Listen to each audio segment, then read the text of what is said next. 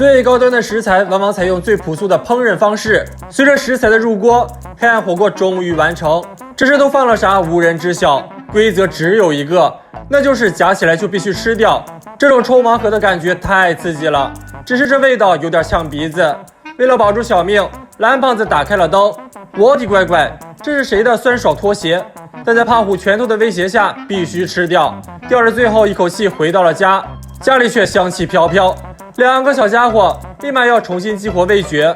可这顿饭是为领导准备的，领导口味重的直接倒了一瓶酱油，虽然放的是高端的黑毛和牛，可这也太咸了，简直就是暴殄天物。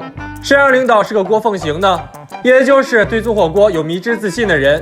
一听到自己只有吃炒饭的份儿，蓝胖子立马拿出火锅凤行，大门一开，金光闪闪。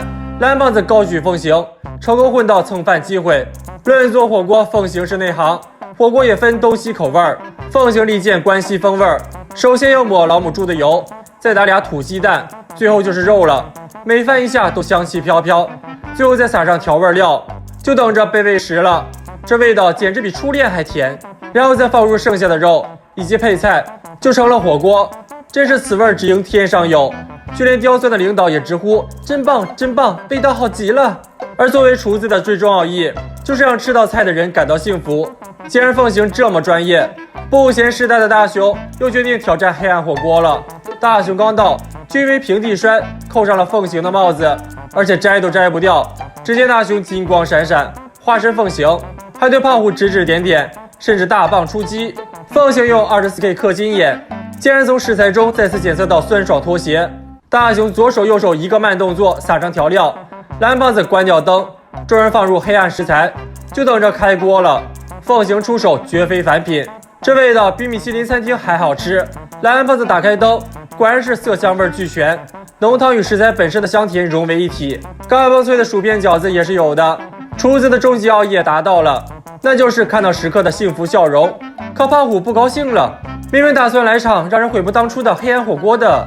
吃饱喝足的两人回到家，可头上的凤行还是不肯下来。可老妈准备了蛋糕，谁还在乎头上做个啥？如果不出意外的话，要出意外了。点上火，倒入牛奶椰汁，再把蛋糕下锅。虽然好吃，可这再也不是蛋糕了。吃了一天的火锅，蓝胖子都怕自己吃胖了。可凤行就是不省心，走个路都要做火锅。蓝胖子正在犯愁，可他灵敏的猫鼻子一闻，发现了500米开外的关东煮。关东煮也算火锅，控制大雄冲向场地，开口就要当健胃师，也不怕被胖虎老妈打。果不其然，一口下肚，给了个差评。蓝胖子赶紧上去打圆场，眼看胖虎老妈就要拿出打胖虎的架势，凤行还指手画脚要亲自上。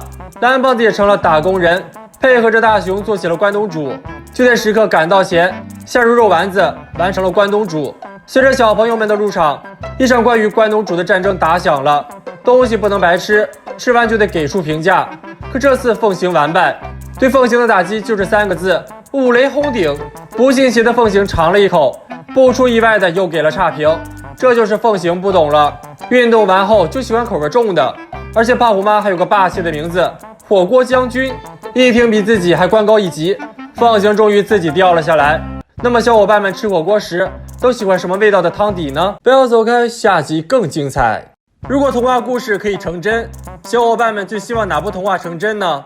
大雄又在学习石摸鱼，看着杰克顺着动漫升天，发现巨人城堡的故事，大雄是百看不厌。尤其是最后获得奇珍异宝的桥段，谁知蓝胖子兜里啥都有，随手一掏就拿出杰克豆，将豆子埋进土里，再浇点水，藤蔓就会疯狂生长。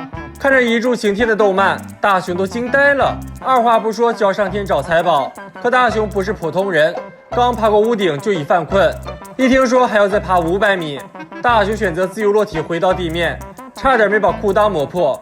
没想到动漫还是声控的，蓝胖子一声令下，直接打回原形。这下大雄又有了歪点子，直接抓住动漫，随着他一同生长。这么刺激的事情，大雄当然忘不了媳妇儿，风风火火就要去迎接夫人。骑着白马的那是唐僧，骑着动漫的那是大雄。3人刚出发3秒，胖虎就靠着一双拳头成功混到了免费的车票。4人驾着动漫穿过云层，来到仙气飘飘的云之上。蓝胖子用云朵凝固瓦斯一顿喷，云朵就变成了蹦蹦床。但大雄还心心念念巨人之城中的金银财宝，夫妻同心，其利断金，一个匀速的雪人瞬间完成。既然雪人都有了，那有云球打雪仗也必须安排上。近距离看飞机也是蛮爽的，玩累了就睡在软软的云上补个觉。眼看天色变暗，众人决定今天先玩到这儿。可谁都叫不醒一个睡着的胖子，胖虎急得就要用拳头当闹钟，可胖虎还没来得及动手，老妈的一声呐喊，直接把静香和胖虎召唤了回来。眼看豆瓣没了，老妈还在女帝形态，大雄慌了，决定赶紧睡个回笼觉压压惊。这一睡就睡到了黄昏时分，大雄两眼一睁，周围已变成云的王国。大雄满心期待巨人之城的出现，谁知他膀胱一扫，眼前真就出现了一座城堡。果然童话故事都是根据真实故事改编的。两人决定上前查看，可越走氛围越诡异，还出现了一条悠悠小路，冒险的心瞬间变成了保命的怂。看着火上烤着的巨型大碗，还有地上好几米长的筷子，大雄只想立刻立即逃。突然一个巨型身影出现在屋里，两人吓得嗷的一嗓子光速逃离。同样被吓到的还有小夫，一家人来到世外桃源泡个温泉，咋就成了尖叫连连的闹鬼圣地了？大雄两人还在探讨刚才看到的那是啥，但好奇害死猫，蓝胖子决定一探究竟。这面的小夫已经下锅了，谁知随手一泼水，对面还真给出了回应，小夫直接气痛逃命。这神秘液体绝对是巨人的口水，可蓝胖子就要作死去查真相，小夫彻底慌了，绝对是有人缠我身子在偷窥我泡澡。可老妈才不信小孩的嘴，电视角度不太好，老妈大力一推，就让两个早就吓丢魂的小朋友看到了一只巨眼，再次嗷的一声逃了。只能说广告时间更精彩。这下蓝胖子终于相信巨人的存在了。逃跑的路上还看到了惊人的一幕，小夫被煮了，是朋友就得两肋插刀，两人一路冲刺，蓝胖子一记空气炮炸飞小夫，拖着小夫就逃命。儿子被人绑架了，老妈扭着老腰就追了上来，蓝胖子吓得就往死里轰，总算是把小夫给救下来了。可小夫貌似不太领情。那么大雄当初看到的巨人影子是如何形成的？有小伙伴们猜到了吗？不要走开，下集更精彩。静香的贤妻属性不仅能下得了厨房，还能缝得了衣服。看着静香为人偶做潮服，大雄觉得真人的衣服静香也能行，做是能做，可家里缺布啊。大雄就想让蓝胖子出，也许是听到了大雄的呐喊，家里还真就放了整整一卷布，借花献佛，就送给了静香一小块。刚回到家，老妈又盯上了，反正也不是自己的，直接送了老妈一块。别人都有了，那大雄也得有。说着就裁了一块，要给自己做个斗篷，想化身超人拯救世界。谁知下一秒愿望就成真了，斗篷带着大雄做起了引体向上。蓝胖子刚送走猫女友，就看到被撞得痛不生育的大雄，使出浑身解数，就把自己摔了个狗啃泥。最后蓝胖子凭借体重优势成功救下了大雄。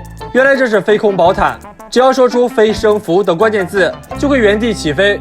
大雄喜欢的不行，可蓝胖子怕的要命，都准备退货了，因为这东西经常失控啊。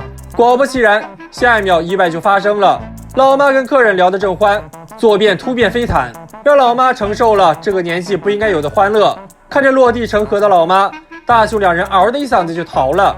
心大的大雄这时才想起来，还送了静香一块布。静香或许已经开始谈乐了，最糟的结果就是静香化作最亮的那颗星。两人玩命往静香家赶，此时的布已穿身上了。大雄急的就是一番直男言论，穿衣服好看，不穿衣服更好看，这么简单粗暴的语言直接气走了静香。两人只能跟在静香身后当护花使者，只盼着静香快点回家。可怕啥来啥，小夫拿了艘模型船，眼看福字就要脱口而出，两人赶忙轰走了小夫。谁知学霸又来拆台，还带了本飞机的书，眼看飞字就要脱口而出，两人死死堵住了学霸即将科普的嘴，决定让学霸给他俩补脑。静香又遇到了老师，正常孩子谁愿意跟老师聊成绩，可静香却不同，眼看老师就要说出上升俩字，大雄两人一个冲刺就开始原地蹦迪。眼看老师又要继续刚才的话题，两人再次呜嗷着开始原地蹦迪。这下老师可忍不了了，静香走在回家的路上，一回头就看到后面跟着俩铁憨憨，眼看静香就要逃跑，蓝胖子赶紧当起了天气预报解说员，要下雨了，收衣服啦。这下静香终于决定回家了，两人终于松了一口气。可下一秒何能来袭？姐妹传的新歌官宣来了，眼看歌词中全是飞，还朝着静香开去，两人直接瞎变形，拉着静香就躲进了小树林。大雄一路侦查，确定安全后才拉住静香。可祸不单行，前方的车又不停喊着扶，眼看裙子都飘了，只能再把静香拉进小树林。可平时看似人畜无害的街道，现在却成了暗潮汹涌的地狱。三人好不容易休息一会儿，可前方的车喊着飞，后方的车喊着扶，眼看四面楚歌，两人决定分头行动。两人分别用手段拦住了车，可返回时主角却没了，难不成飞升了？两人刚要追，却发现静香已回家，但衣服没脱，这事儿就不算完。静香回到家就要泡澡，还哼起了小曲，眼看歌词中有关键词，两人也不管了，冲到浴室时就看到了静香送来的福利。那么小伙伴们觉得这种布用来做什么最合适呢？